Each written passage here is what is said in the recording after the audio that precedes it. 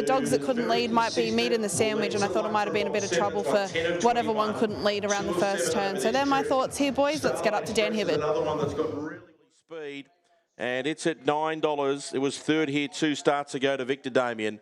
Moving in, race 9, heat 5 of the Melbourne Cup. The defending champ, Yarchie Bale, looking to keep his crown for a little bit longer. The favourite, though, Rocket Riot at $3. All the money late, Yarchie Bale at $3.90. Set to go. Race 9, they're set. Racing, very slow out, Rock Me Rocco. Speed out deep, Starline Express. Right there, here comes Millie. Getting across, Multi-Mat. Trying to drive through there was Rocket Riot. Here comes Millie, got checked. Yarchie Bale had to go via the Cape. Into the back, Starline Express, the leader. After it was Rocket Riot. 2 lengths away to Rock Me Rocco. On the inside, Fab's Vegetable. Yarchie Bale is starting to make up very good ground behind them. Here comes Millie. They bunch. Leader was Rocket Riot. After it was Fab's Vegetable. Coming Rock Me Rocco, but Fab's Vegetable. Fab's Vegetables into the final. Beats Rock Me Rocco. Third's a photo. Yarchie Bale out deep and Rocket Riot the rail. Next in Multi-Mat. From here comes Millie in an action-packed affair. Professor Snitch, Starline Express. Fab's Vegetable. 69. I tell you what, I don't know if I've ever seen you like this, Andrea Daly. The Daly team has won Melbourne Cups before, and he's your main man, Fab's Vegetable. Tell us a little bit about him. He's managed to find his way into a Melbourne Cup for you. I don't even know what to say. I'm sorry. Well, I'll tell you what. He's just an absolute champion. He really is. You've had some absolute champions compete in Melbourne Cups. My favourite race of all time, Fernando Bale versus Dinah Double One. I don't think we can use him in the same breath as that, but you can see that it means absolutely just as much. The world absolutely means the world. The other most proudest moment was when Lucy's Milo ran in the Melbourne Cup 3 years ago. Yeah, they're just my boys. I'll let you go, Andrea. Well done. Go and give him a big cuddle. I tell you what, you can't say it doesn't mean anything to Team Daly. Andrea Daly, very, very animated, very, very happy. And how good is it to see a celebration like that going into the Melbourne Cup?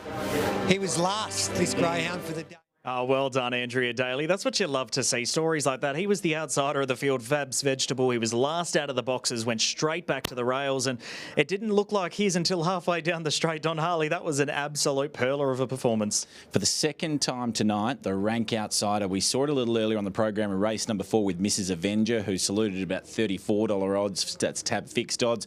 And then we saw it there, Fab's Vegetable, who was $26 when markets closed fixed odds. So very impressive win. Wasn't too much investment outside of the couple connected to Fab's Vegetable, but if indeed you do have Fab's Vegetable, very well done. That was a fantastic performance. Running into second, Rock Me Rocco also at a price, and just waiting on that confirmation for third, whether it's the 5 in Yarchie Bale, who looked like he was really looming into it coming around the bend. I think you could hear Cat Ernst's screams from downstairs, so he was running right into the race himself, and Rocket Riot, who I thought had the race at the top of the back straight. It looked like it was his to lose. He was in a really beautiful rhythm on the rails, and he just started to peek out of it a little bit coming around the final turn there. As you can see, he's in front of length, and then all of a sudden just stops from here.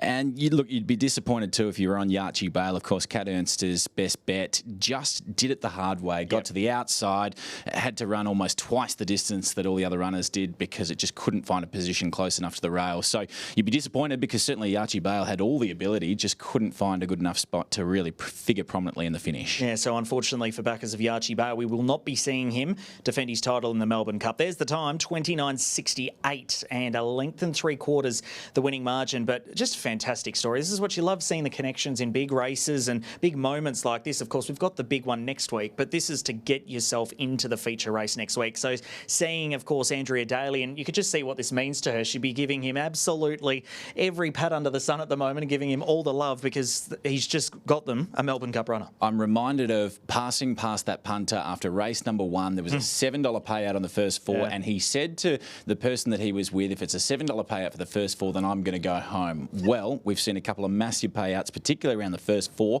That payout there, $4,614 are in that range. So hopefully, for the sake of that punter, not only did he stay, but hopefully he got a piece of that first 4. But again, I'm not sure too many people would have. I wouldn't wouldn't have thought so, especially when you had the likes of Rocket Riot and also Yarchi Bale. So it's definitely been a surprise. And here comes Millie, who we just didn't see figure in the finish at all there. But 8, 2, 3 and 5. And that boy on your screen now, Fabs Vegetable, he'll see himself in the Melbourne Cup next week. And just where he figures in the market will be interesting off his win tonight and, of course, where he draws. But look, he showed a lot of promise there. Of course, he was last out of the boxes. He found his way to the rails and he's come through in fantastic fashion to hold them off. So a fascinating runner heading into next week's Melbourne Cup, that is for sure. We're up to heat number 6 in 20 minutes from now. This is race number 10 from Sandown Park, and we get to see Postman Pat going around. Don, I'm sure there's plenty of interest in the market with him.